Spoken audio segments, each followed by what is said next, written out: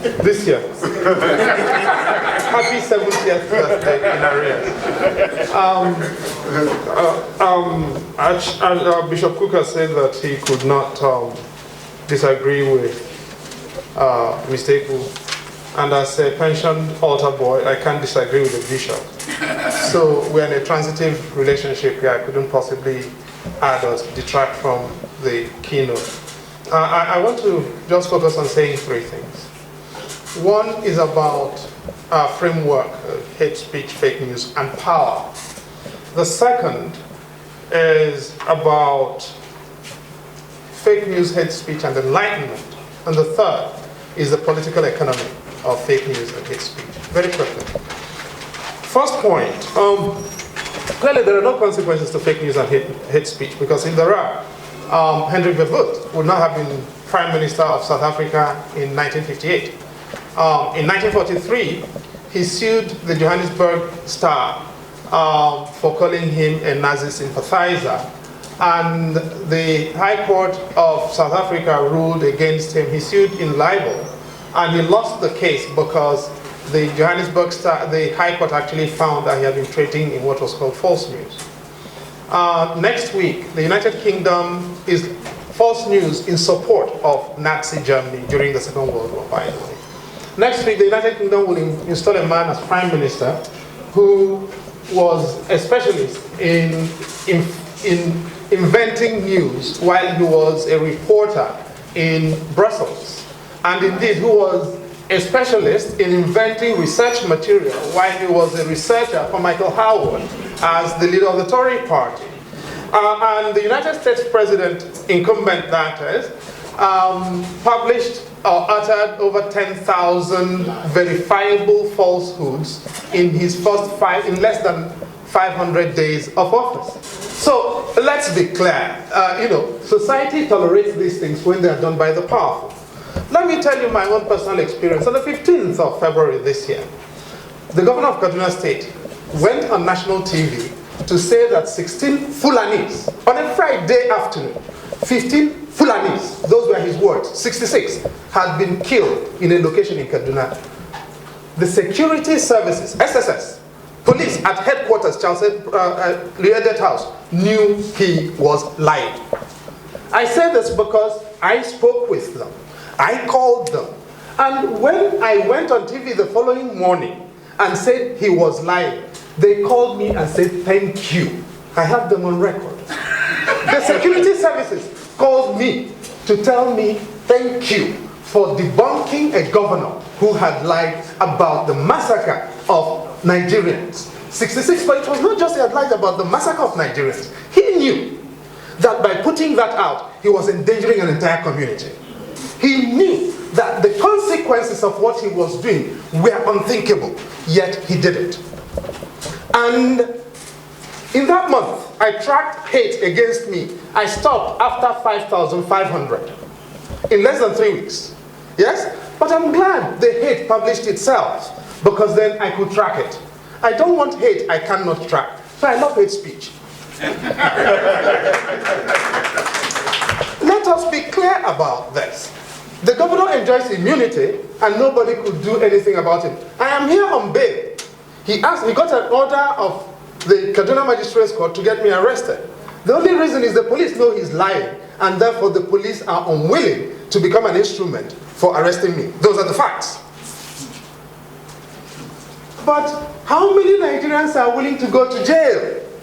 Prisons are built for human beings. And if you're not willing to go to jail for your convictions, stop talking about hate speech and stop talking about fake news. If you're not willing to fight powerful people when they deploy, my good friend Jimo Moshood never issued a press release as police PRO that was not a lie. Ruben, tell me I'm lying. Jimo Moshood never issued a press release as police PRO that had facts you could verify. On the contrary, he was issuing facts that were lies. Now, we are here talking about hate speech and fake news by citizens. What do we do when government puts out falsehoods? What is the problem with Ruga? There are parts of Ruga I cannot talk about here because it will be irresponsible. But they tell you that Ruga is part of National Livestock Transformation Plan. Lie. They tell you that Oshibajo is supervising it. Lie. And these are verifiable lies being put out by the people running the country. When your own leaders tell you lies, what can you do? And what standing then do you have to go against citizens? That is the problem that we must confront. The fact that the biggest purveyor of fake and false news, or whatever you call it, is government. That is premise number one. If we don't start from that premise, we are deceiving ourselves. Stop blaming journalists. Stop blaming citizens. Professionalism. No. Government feeds Nigerians verifiable falsehoods. What do we do about that? That is fact number one. Number two, we are in a country in which politicians are unwilling to send their people to school. There are parts of this country in which basic education enrollment is 23%. And you're talking of fake news and false news. You're talking of irrelevancies, symptoms of underlying problem. What is it? That government deliberately keeps its people uneducated in order to weaponize ignorance. Without investing in enlightenment and education, and the distinguished senators made the point here, it's impossible to show concern about fake news and false news because people don't know the difference. They don't have the skills to distinguish fake from real. How do we get our government to take the Universal Basic Education Act seriously? Governors are not using the funds in UBEC.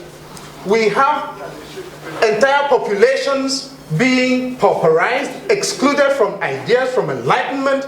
We cannot talk about fake news and false news. The things that bother us here don't bother us there. What is our problem? And finally, what I want to say, fragility.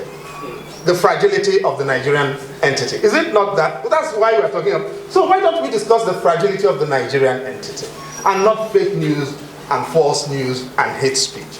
Why is Nigeria fragile? We've got an irresponsible elite. Full stop.